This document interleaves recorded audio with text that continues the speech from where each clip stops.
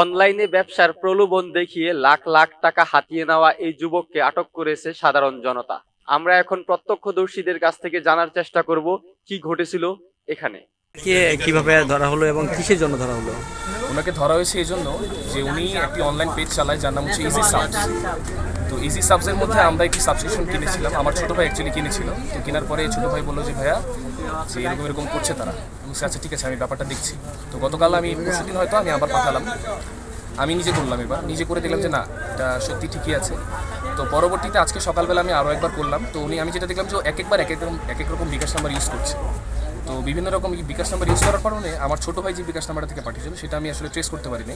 But পরবর্তী যে বিকাশ নাম্বারটা দিয়েছিল সেটা হচ্ছে আমি মাধবজিতে পেয়েছি, লোকেশনটা মাধবজি পেয়েছি। আজকে মাধবজি গেলাম, ওর কাছ থেকে ফুটেজটা গ্যাদার করলাম। গ্যাদারটা করে এখন আমরা আসলাম হচ্ছে এই আপনার বাগবাড়িতে আসলাম। আজকে বাগবাড়িতে এসে আমরা ওনাদের দোকানটা ট্রেস আউট করলাম, করে তখন দেখলাম যে না ও আসলে এই দোকানে ক্যাশ আউট করেছে। তো এই দোকানে ক্যাশ আউট নাম্বারটা দিয়েছে। তো আজকে ক্যাশ আউটটা যখন করতে আসো তখন আর কেউ এই প্রতারক চক্রে কি ওরা কি সবার কাছ থেকে এইভাবে টাকা নিয়ে? সবার কাছে ওদের যেটা জানি না এটা একজন মিলে করছে নাকি দলগতভাবে করছে, কিন্তু যেটা করছে তারা হলো যারা নিজেদের নাম্বারে টাকাটি নেয় না, তারা টাকাটি নিয়ে হচ্ছে আশেপাশে যতগুলো ক্যাশ আউটের দোকানগুলো রয়েছে, বিকাশে ক্যাশ আউটের দোকানগুলো রয়েছে, সেখান থেকে তারা টাকাগুলো দেয়। তো একবার এক এক রকম করে। যেমন আগের বার আমরা গিয়েছিলাম মাধবদি, এখান থেকে মাধবদি বাজারে একদম ওয়ান ব্যাংকের পাশে সেখানে একটি বাজার থেকে করেছে। ওখান থেকে আমরা ফুটেজটি গ্যাদার করলাম, করে তারপর চিনতে পারলাম ও হচ্ছে মাস্ক পরে আমরা চিনতে পেরেছি হচ্ছে দাড়ি রাখে। তো দাঁড়িয়ে রেখে এখন আসার পরে তখন আমরা চিনতে পেরেছি। আর আজকে এখানে করছে আরেকটা, যেটা ফার্স্টে যেটা করেছে সেটা আমি ট্রেস করতে পারিনি আনফর্চুনেটলি, কিন্তু মাধবদিটা পেরেছি। তো এইভাবে করে আর কি ওকে খুঁজে পেলাম। আপনার নাম কি? আপনার নাম কি বলেন? পাবেল। জি পাবেল। আপনার বাসা কোথায়? আমার বাসা হচ্ছে মাধবদী আনন্দের মোড়। যে আপনার বাবার নাম? শামসুল। মাধবদী আনন্দের মোড় আপনার নিজের বাড়ি? ভাড়া থাকে? মাধবদী আনন্দের মোড়। আচ্ছা, আপনার দেশের বাড়ি কোথায়?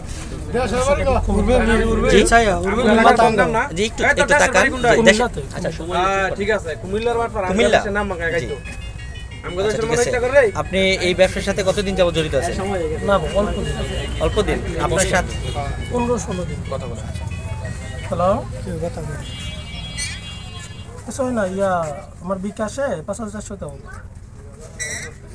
বিকাশে 5400 টাকা, 6000 পাঠা খরচ করে আইছি না ঢাকাতে। তো 6000 টাকা পাঠাও।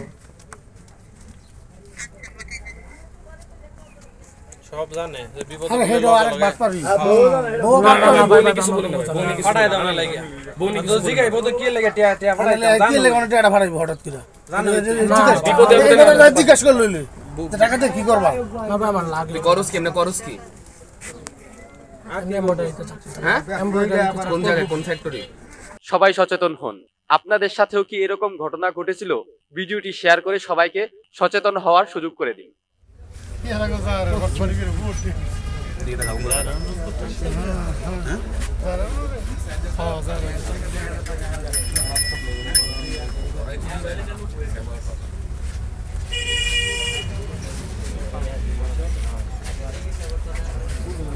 এটাও ঠিক আছে, মানবিক দৃষ্টিকোণ থেকে এটা করা উচিত।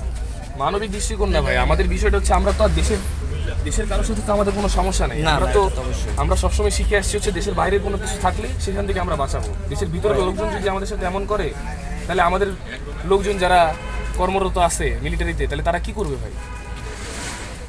মানুষের সাথে, দেশের মানুষের সাথে কেউ এরকম করে?